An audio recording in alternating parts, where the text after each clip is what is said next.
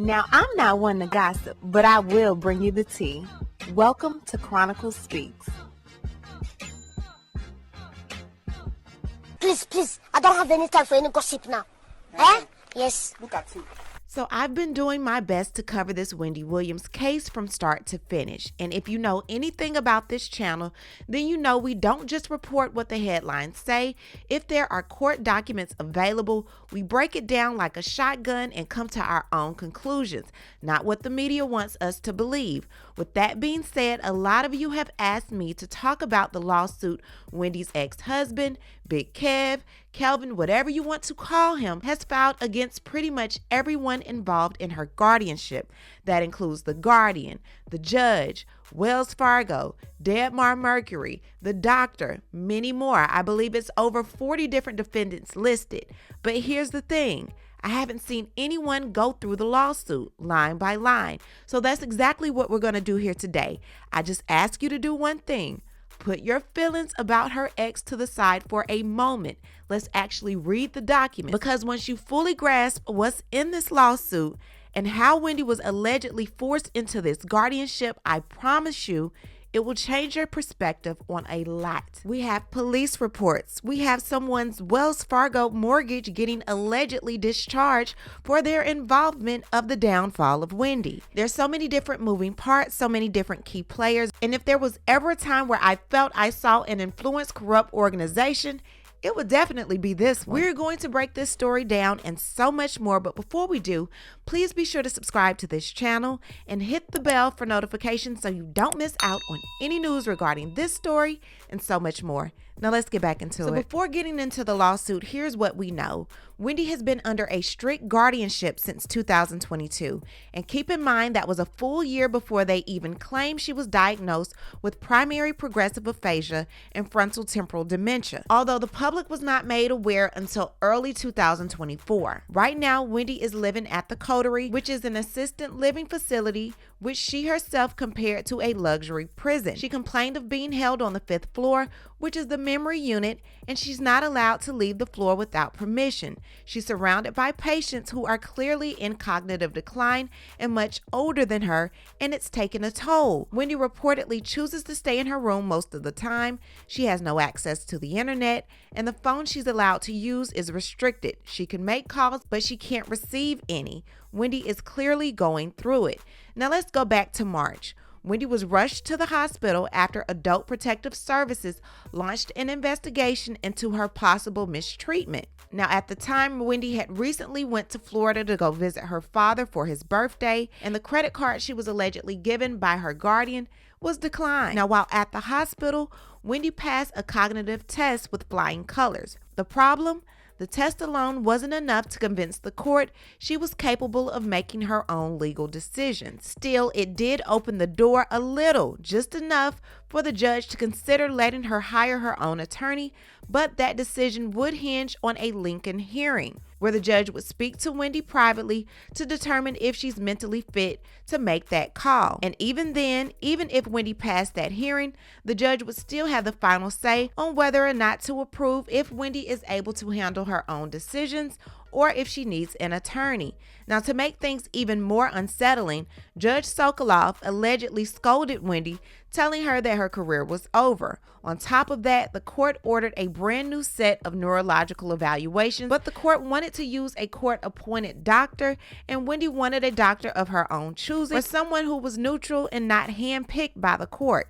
And now, months later, here we are, still no movement. Obviously, these tests have not been completed, and Wendy's still in the guardianship. So what happens? Well, what happens next is her ex, Big Kev, Kelvin, has filed this lawsuit, and he lists himself as the next friend. And typically that means someone who is filing on behalf of a person who cannot file for themselves, usually because they're mentally incapacitated, they're physically unable to appear or act in court, or they're under a guardianship that legally bars them from making independent legal decisions. Let's not forget last year, Kevin blasted Sabrina in open court, admitting to the judge that Sabrina was named as a defendant in a case that accused her of being involved in a racketeering scheme involving another ward who was not under her guardianship. He went on to allege that Sabrina had claimed that Wendy had no money, but then he claimed that Wendy had made nearly $500,000 from her involvement in the Lifetime docuseries Where is Wendy Williams. He says when we were in mediation, that was when Wendy was in an agreement with Lifetime and getting paid $500,000. Kelvin goes on to explain there has been gross negligence, and as far as her being a guardian, I don't trust this woman. He's also brought up the fact that Miss Morrissey has not been legally appointed as guardian of his ex-wife, Wendy Williams, in New Jersey, yet Miss Morrissey has filed motions, cross motions, and responses to motions, as well as testified in court in a jurisdiction that she had no legal standing in. Ms. Morrissey is practicing law without a license in the state of New Jersey, Kelvin said. And what did the judge do? The judge gave her 21 days to prove that she was authorized to represent the former talk show host in the Garden State. Sabrina in turn submitted her newly registered guardianship with New Jersey, Essex County, just under the deadline. Say what you want about this man, but when it comes to Sabrina and this court, he has no fear. While everyone else is throwing pebbles, he's actually throwing bricks. Let's see if we can make these bricks work. Let's just try it, y'all. Nothing else is working. Let's try it. Let's get into this lawsuit. This lawsuit is very long, and honestly, it took me a few hours to read the whole thing, completely digest it, and find out what was going on, going through each exhibit. So this will be a docu-series. I'm not going to give you all the information in one video because honestly, it's a lot. Now, the lawsuit argues that Wendy Williams has been unlawfully placed under a guardianship that stripped her of basic civil rights, like choosing where she lives, what medical treatment she receives, and how her money is managed. It claims that New York's guardianship system is broken, which we've all heard. It's abusive and it lacks proper oversight, impacting over 28,000 adults, including Wendy Williams Hunter. Now, the suit says that Wendy's guardianship was imposed without due process, medical evaluations, or proper legal representation. It was carried out in secret with her power of attorney revoked and her voice silenced. It has led to emotional, physical, and financial harm, and it has continued despite her passing a competency evaluation in March 2025 when professionals said she was alert and mentally sound. The lawsuit calls the guardianship a form of punishment, not protection, claiming Wendy is being held at an assisted living facility with limited phone access, restricted contact, and is intentionally isolated to maintain financial control over her estate. The defendants named includes judges, lawyers, medical professionals, and financial institutions who are accused of working together to violate Wendy's constitutional rights under several federal laws, including the First and 14th Amendment, ADA, RICO, and others. Plaintiffs say that they are not trying to overturn a state court ruling, but to hold people accountable for ongoing constitutional violations and unlawful actions carried out under the appearance of legal authority. Hi, it's Wendy. I do my own banking at Wells Fargo, and Lori has made it virtually impossible. I've had to fire her at my own discretion. And because it's been hard, I've had to hire outside help to communicate with my bank. I need access to my accounts, and I hope this gets resolved. Getting into the lawsuit, facts alleged in support of all causes of action. Wells Fargo, acting through Lori Schiller, froze Ms. Hunter's bank accounts on or about January 18, 2022, without prior notice to Ms. Hunter.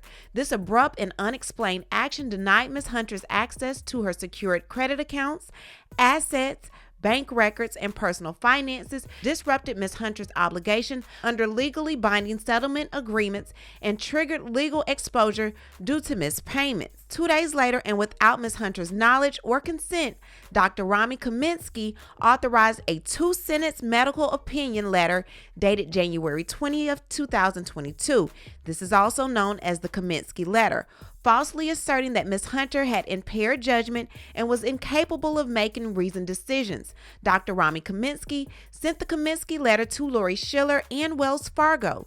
True and correct copies of Ms. Hunter's complaint against Rami Kaminsky to the U.S. Department of Health and Human Services, Office for Civil Rights, the OCR, and New York State Department of Health Office of Professional Medical Conduct, OPMC, which has been redacted in accordance with the federal rules and instructions, are attached hereto as Exhibit A. The Kaminsky letter did not provide the basis for the medical opinion, for example, results of medical testing or a comprehensive evaluation of Ms. Hunter. Reference consultations with Ms. Hunter's treating physicians or cite relevant medical records or studies to provide a more complete understanding of Ms. Hunter's condition, and a copy of the Kaminsky letter is attached hereto as Exhibit B. So let's go and read the letter. The Institute of Integrative Psychiatry, dated January 20th, 2022. It says, "Dear Ms. Schiller, Ms. Williams has been my patient for over a year now. Over the last 6 months, she has been unable to make reasoned decisions, and her insight and judgment are severely impaired. Sincerely, Dr. Rami Kaminsky." Prior to Dr. Rami Kaminsky authorizing the Kaminsky letter, Lori Schiller from Wells Fargo authorized 6 payments of $10,000 from Ms. Hunter's American Express card totaling $60,000 to Dr. Rami Kaminsky between November 7th, 2021 and January 14th, 2022. Recall, he wrote this letter on January 20th, 2022. Now, this was all done without Ms. Hunter's consent.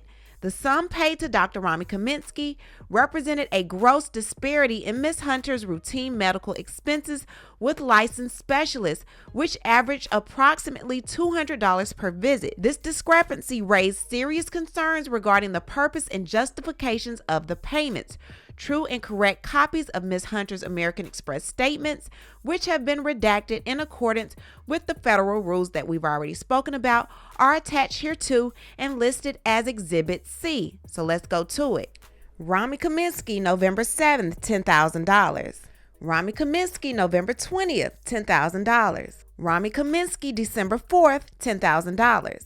Rami Kaminsky, December 19th, $10,000. December 30th, again, Rami Kaminsky, $10,000. And last but definitely not least, January 14th, 2021, Rami Kaminsky, $10,000.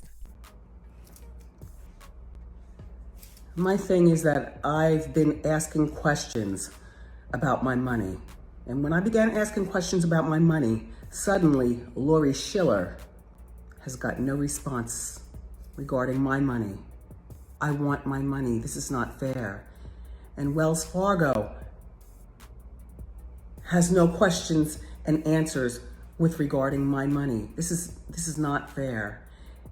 And Lori Schiller and Wells Fargo have this guardianship petition about keeping me away from my money. This is not right. And you know this is not fair.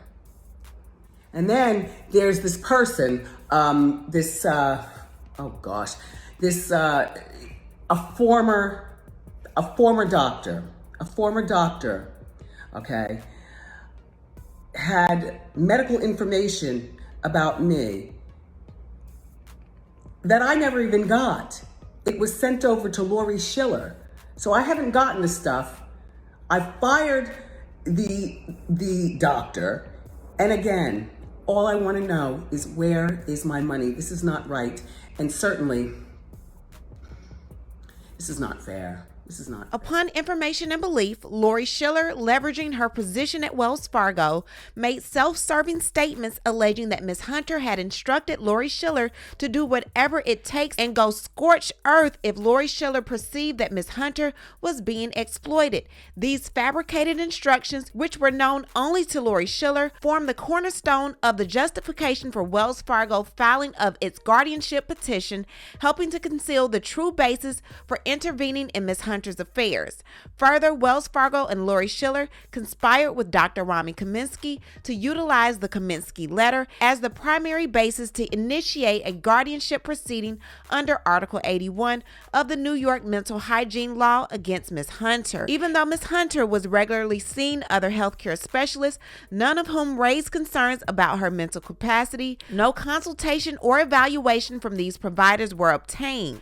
These providers were also not consulted regarding Ms. Hunter's mental capacity or physical fitness prior to Wells Fargo initiating the guardianship proceedings.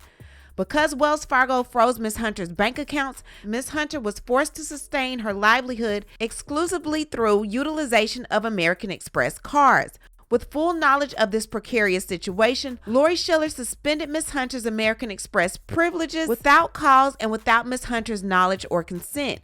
American Express, acting at the direction of Wells Fargo and Lori Schiller, unlawfully restricted Ms. Hunter's access to her own credit accounts, effectively disabling Ms. Hunter from managing personal and business affairs. Further, as a direct and unavoidable consequence of Lori Schiller's wrongful and tortious conduct, and not because of any animosity or dispute between plaintiffs, Mr. Hunter was compelled to initiate a post-disposition relief motion in the Superior Court of New Jersey Chancery Division. This legal action was necessitated by the defendant's interference with financial obligations arising from Ms. Hunter's divorce, forcing Mr. Hunter to seek judicial intervention for relief. On or about February 4th, 2022, after failed attempts to access her accounts and speak with American Express representatives to resolve the matter, and after not receiving any communication from Wells Fargo or Lori Schiller regarding the basis for same, Ms. Hunter filed for emergency injunctive relief in New York County Supreme Court to enjoin Wells Fargo from interfering with her rights to access her financial assets and statements. True and correct copies of Ms. Hunter's emergency petition filed on or about February 4th, 2022, and Ms. Hunter's supporting affirmation filed on or about February 9th, 2022 are attached hereto as Exhibit D. So let's go look. So this is Wendy filing this emergency petition against Wells Fargo in New York Supreme Court, demanding access to her frozen financial accounts. She accused the bank of unlawfully blocking her from her own money based on claims made by her former financial advisor, Lori Schiller, who alleged Wendy was of unsound mind. Wendy states that she already fired her for misconduct, yet Wells Fargo continues to rely on her for advice to justify the freeze. Wendy argued that she wasn't trying to move money, only to view her account balances and statements, and that the bank had no legal right to cut her off entirely, and she warned that without access to her funds, she would fall behind on bills, payrolls, and other obligations, causing irreparable harm to her life and business. In the petition, Wendy asked the court to issue a temporary restraining order forcing Wells Fargo to unfreeze her accounts immediately and to stop interfering with her finances while the matter went to arbitration. This court filing marked a critical turning point in her public legal battle, showing that Wendy was actively trying to protect her financial independence long before any guardianship was imposed. Okay, so on February 1st, 2022 through February 2nd, 2022, email exchanges between Ms. Hunter's retained counsel and Wells Fargo employees, Dennis Schmidt and Beverly Jo Slaughter, is attached here too as Exhibit E. Now, on or about February 9th, 2022, Judge Arlene Bluth signed Ms. Hunter's emergency petition and issued an order to show cause directing Wells Fargo to explain by February 15th, 2022, why a temporary restraining order and preliminary injunction should not be granted. This action by Judge Arlene Bluth signaled judicial recognition of the urgency and legal sufficiency of Ms. Hunter's claims. However, Wells Fargo failed to comply with the court's directive and never responded to Ms. Hunter's emergency petition. Instead, Wells Fargo filed an ex parte Article 81 guardianship petition on or about February 9, 2022, relying almost exclusively on the Kaminsky letter. Now, this is known as the Wells Fargo guardianship petition. Wells Fargo failed to personally serve Ms. Hunter or her counsel of record, and Ms. Hunter was not given an opportunity to respond prior to judicial action. In a letter to Judge Arlene Bluth dated February 9, 2022, David Pikus, on Wells Fargo behalf, without a motion or proper application supported by specific legal grounds, requested that the case be sealed from the public. Judge Adam Silvera approved such request on or about February 14, 2022, the day before Wells Fargo was to respond to Ms. Hunter's emergency petition, per Judge Arlene Bluth's order. Without allowing for Ms. Hunter to have a hearing on the matter and without giving Ms. Hunter's retained counsel an opportunity to object. A true and correct copy of Ms. Hunter's retained counsel's letter to Judge Arlene Bluth, dated February 9, 2022, requesting emergency ex parte restraint, inclusive of Judge Arlene Bluth's February 9, 2022 order, and David Picus's letter to Judge Arlene Bluth, dated February 9, 2022, is attached hereto, listed as Exhibit F. On or about February 14, 2022, Ms. Hunter's emergency petition was also reassigned to Judge Lisa Sokoloff, at which point the legal irregularities and abuses central to this complaint began to unfold. It should be noted that the court proceedings pertaining to Ms. Hunter's emergency petition are still active. A true and correct copy of the case details for Ms. Hunter's emergency petition is attached hereto as Exhibit G. Upon information and belief, serious questions arise concerning the impartiality and propriety of the assignments of Ms. Hunter's guardianship proceeding to Judge Lisa Sokoloff. The matter in which this sensitive matter was designated to Judge Sokoloff prompts inquiry into whether the assignment was the result of a fair and impartial random selection process, or conversely, if it constituted a targeted designation designed to achieve a predetermined outcome adverse to Ms. Hunter's interests and rights. And get this, on the exact day that the parties were notified via NYSCEF that Judge Lisa Sokoloff was assigned to preside over Ms. Hunter's emergency petition, a hearing was held for the guardianship proceeding, which Judge Lisa Sokoloff also presided over. A true and correct copy of Judge Adam Silvera's transfer order dated February 14, 2022 and filed February 16, 2022, sealing Ms. Hunter's emergency petition against Wells Fargo is attached hereto as Exhibit H.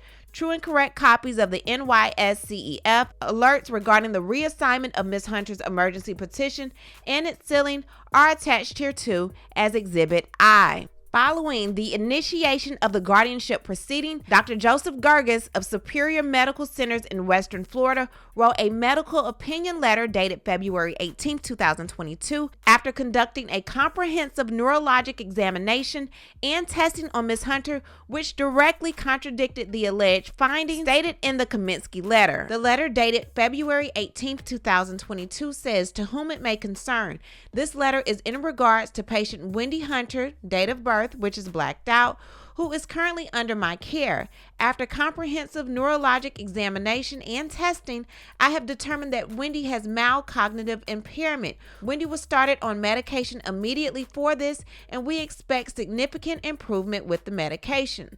At this time, Wendy has full capacity for medical decision-making and personal decision-making. Wendy is not a financial expert, but has the full capacity to appoint someone on her behalf to handle her finances and business decisions. Going against her wishes in any shape or form is a serious matter. Sincerely, Joseph Gerges." During the February 16, 2022 hearing, Judge Lisa Sokoloff effectively barred Ms. Hunter's retained counsel, Miami Entertainment Law Group, from filing paperwork or appearing on Ms. Hunter's behalf in the guardianship proceeding, denying her the fundamental right to counsel of her choice. Additionally, without confirming whether Bernie Young was lawfully retained and authorized to speak to Ms. Hunter's finances or even qualified to manage her financial matters, Judge Lisa Sokoloff, Wells Fargo, Lori Schiller, and David Picus relied on Bernie Young to verify or validate financial payments or obligations on Ms. Hunter's behalf. I know for a fact that Bernie Young used my American Express card to hire an attorney to file a petition against me. That was done with my American Express card. Bernie Young, you're no good, and this is not fair at all. Ms. Hunter's retained counsel made every effort to advocate on Ms. Hunter's behalf, but their efforts were thwarted by Judge Lisa Sokoloff.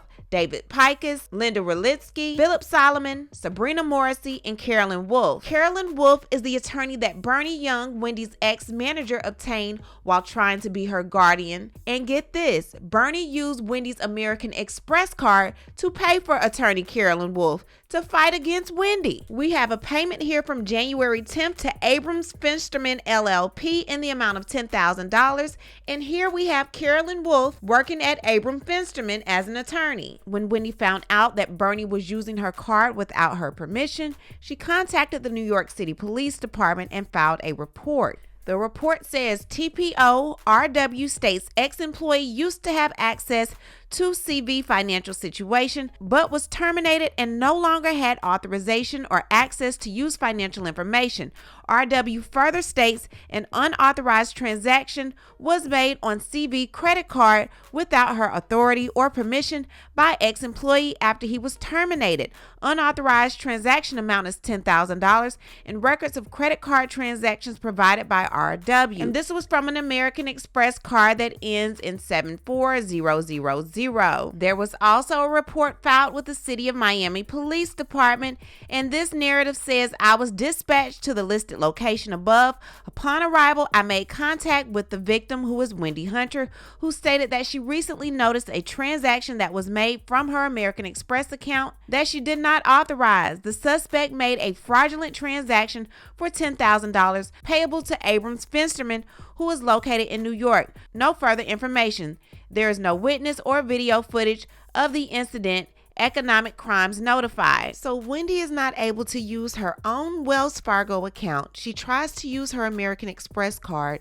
A call is made to American Express blocking Wendy's card. However, someone else, an ex-manager, is able to use her card and spend $10,000 to obtain his own attorney to try to get guardianship over Wendy. So Wendy is a victim of undue influence and financial exploitation because her son uses her card to get Uber Eats and flights for his mother, but Lori Schiller approves 6 $10,000 payments to Rami Kaminsky. She allows Bernie to spend $10,000 on his own attorney, yet Lori Schiller allegedly sent $21,077.26 from Wendy Williams' Wells Fargo account to Bernie Young's Entertainment JP Morgan Chase Bank account on December 2nd, 2021. So according to this lawsuit, prior to August 2021, Bernie Young's management of Ms. Hunter was terminated.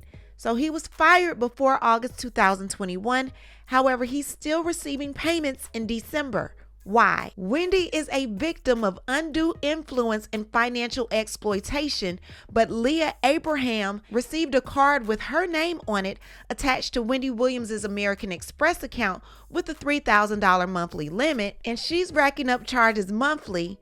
But we're on look ahead, right? Leah listed herself as Wendy's chief of staff from May 2019 through February 2022. Yet when her identity was revealed online and information came out about her having access to Wendy's credit card, her working for Wendy now is listed as confidential. Wendy's no longer showing. It's confidential, right? Bernie Young also instructed or permitted his employee, Leah Abraham, to misappropriate Ms. Hunter's funds for expenses that Ms. Hunter did not authorize. Leah Abraham was provided access to a separate American Express card attached to Ms. Hunter's account, giving Leah Abraham access to Ms. Hunter's funds. Despite lacking any professional relationship with Ms. Hunter, Leah Abraham used this card with Bernie Young's knowledge and Lori Schiller's full awareness for various expenses with an unknown purpose. As Ms. Hunter's financial advisor, Lori Schiller had knowledge of these unauthorized transactions and did not take any action to protect Ms. Hunter's financial interests.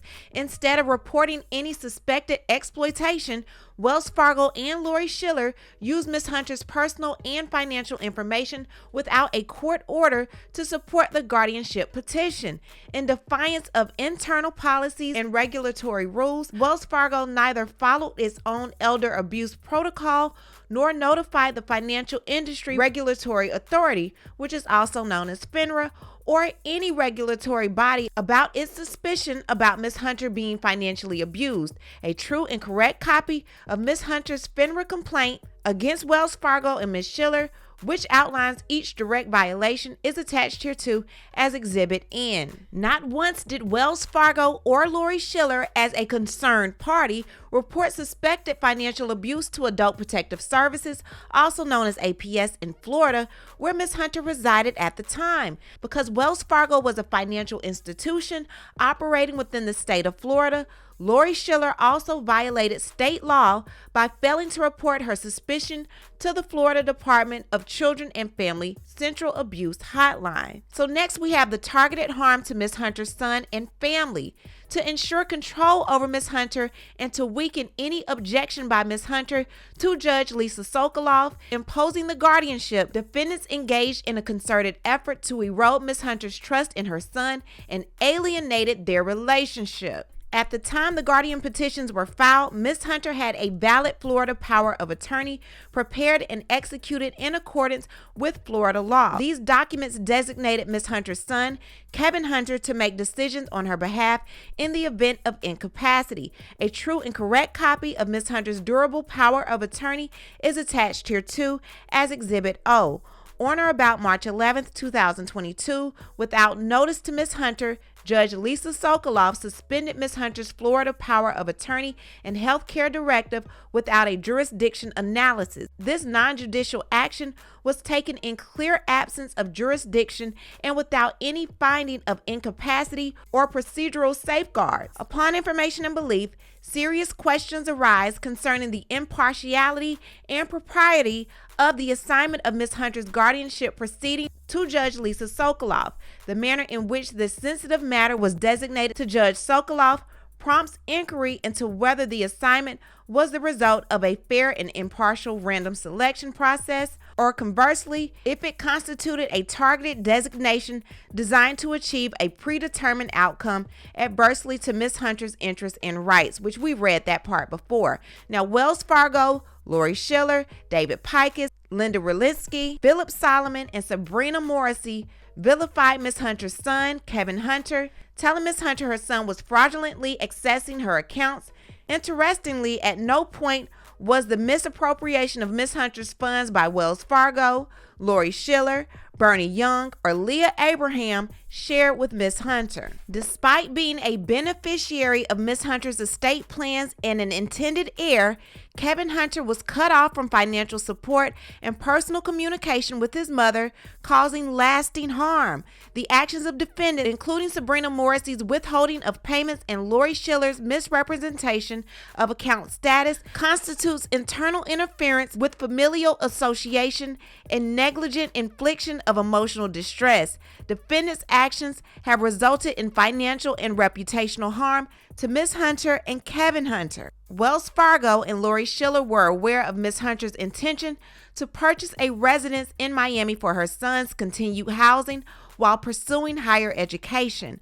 When Ms. Hunter was seeking to retain a real estate agent for the purchase, Lori Schiller advised Ms. Hunter that she knew a real estate attorney that she could retain on Ms. Hunter's behalf to assist with the buying process, which Lori Schiller did. However, because Wells Fargo initiated the guardianship proceeding, froze Ms. Hunter's accounts, and the guardianship was subsequently imposed, Ms. Hunter lost her down payment on the property, her purchase was voided, and the purchase was converted into a lease, which was unpaid by Wells Fargo, Lori Schiller, and Sabrina Morrissey. Due to defendants' mismanagement and their refusal to honor pre-existing obligations, including those previously paid by Lori Schiller and known to Wells Fargo, Kevin Hunter was evicted from his residence in Miami, which Ms. Hunter intended to purchase outright for his continued housing while pursuing higher education on 3 separate occasions, resulting in extreme emotional distress, interruption of his academic pursuits, and reputational harm